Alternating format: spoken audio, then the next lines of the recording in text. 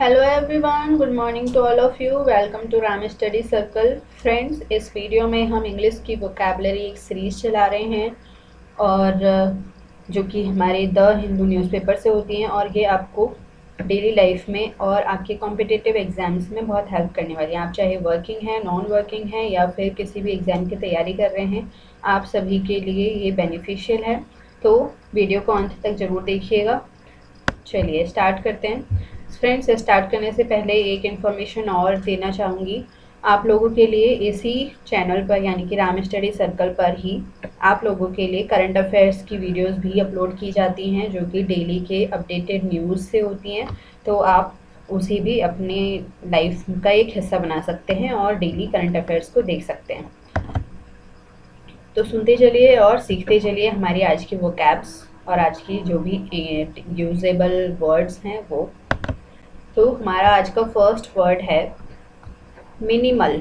Minimal का मतलब होता है न्यूनतम या बहुत ही सूक्ष्म, यानी कि बहुत कम मात्रा में, बहुत ही थोड़ा। तो एग्जाम्पल से समझ लेते हैं। अ कंडीशन और state of having minimal growth. कैसी ग्रोथ हो रही है?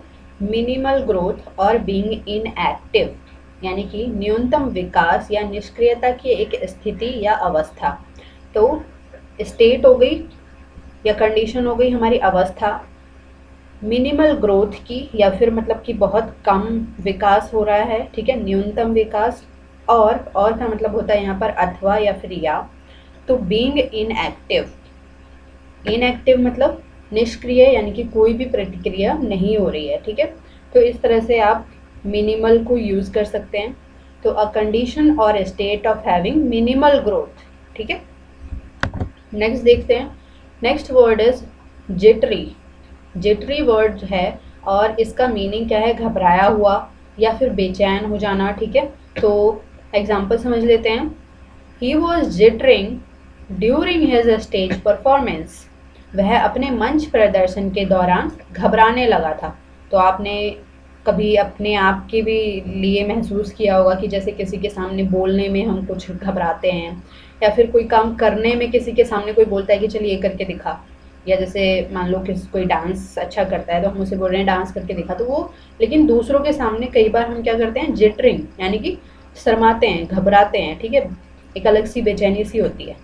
तो इस तरह से कहीं भी आप जिटरी वर्ड को यूज़ कर सकते हैं। नेक्स्ट देखते हैं। Next word is persuade. Persuade का मतलब होता है किसी को राजी करना या मनाना किसी बात के लिए, ठीक है। तो एग्जाम्पल समझते हैं। Do try to persuade him. उसे मनाने की कोशिश करो, ठीक है। तो परसुएड मीन्स मनाना, राजी करना या किसी को तैयार करना किसी बात के लिए, ठीक है। तो नेक्स्ट देखते हैं। Next word is agitate. Agitate का मतलब होता है आंदोलन करना या फिर वाद विवाद करना, मतलब कि एक तरीके से किसी को नाराज करना, ठीक है, या नाराज होना। तो agitate. Example, they tried to persuade the workers not to work but to agitate। तो अब यहाँ पर persuade अभी जो हमने लास्ट पढ़ा उसको और agitate को, दोनों को ही इस सेंटेंस में यूज़ किया गया है। तो यहाँ देखिए persuade का मतलब क्या हो गया कि राजी करना, और agitate का मतलब हो गया आंदोलन करना। तो they tried to persuade the workers, उन्होंने श्रमिकों से कहा कि काम ना करें और आंदोलन छेड़ दें, यानी कि वाद विवाद खड़ा कर दें, यानी कि प्रोटेस्ट करना शुरू कर दें, ठीक है। Next word is take up. Take up को हम कई बार एक वर्ड मानकर चलते हैं। तो टेक अप का मतलब होता है लेना या स्वीकार करना, ठीक है, कोई चीज़ हाथ में उठाना।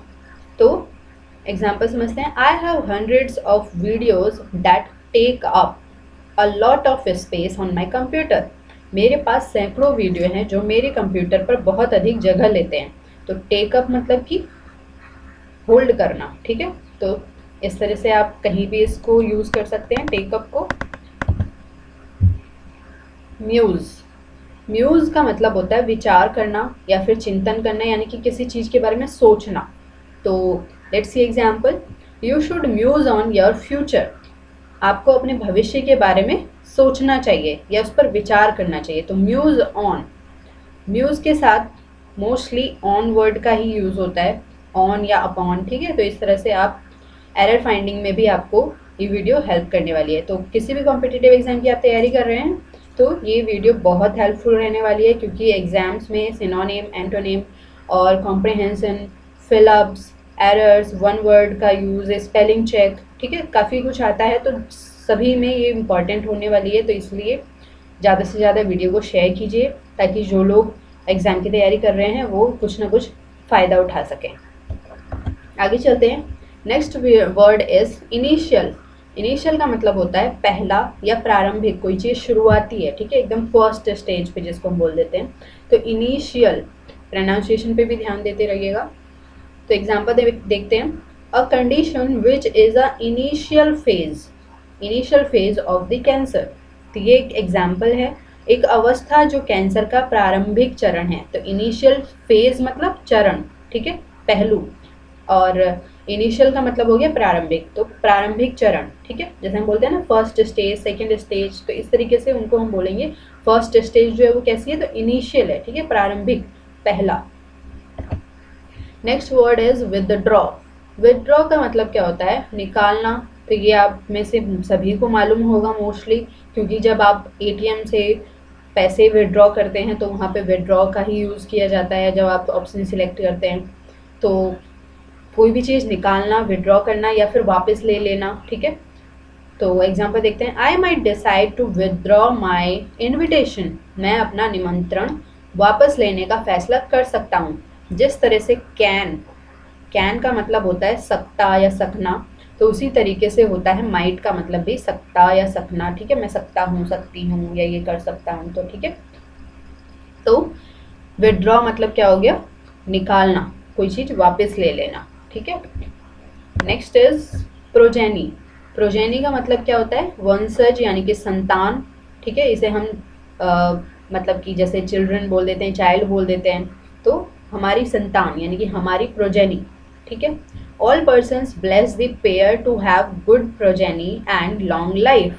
तो सभी लोग नए नए कपल को क्या करते हैं, ब्लेसिंग देते हैं, ठीक है। ब्लेस मतलब आशीर्वाद देना, ठीक है। तो उन्हें क्या कह रहे हैं, दीर्घ आयु यानी कि लॉन्ग लाइफ और विपुल संतति का आशीर्वाद देते हैं। नए नए कपल्स जो होते हैं, जैसे कि नई नई शादी होती है, तो सब मोस्टली यही आशीर्वाद देना शुरू कर देते हैं, ठीक है। Good progeny and long life. Next and last word is RAM.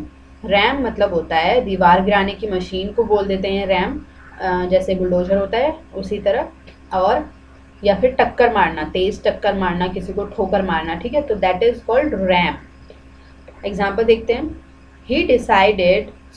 he deliberately rammed his car into my car। तो उसने जानबूझकर अपनी कार मेरी कार में घुसा दी।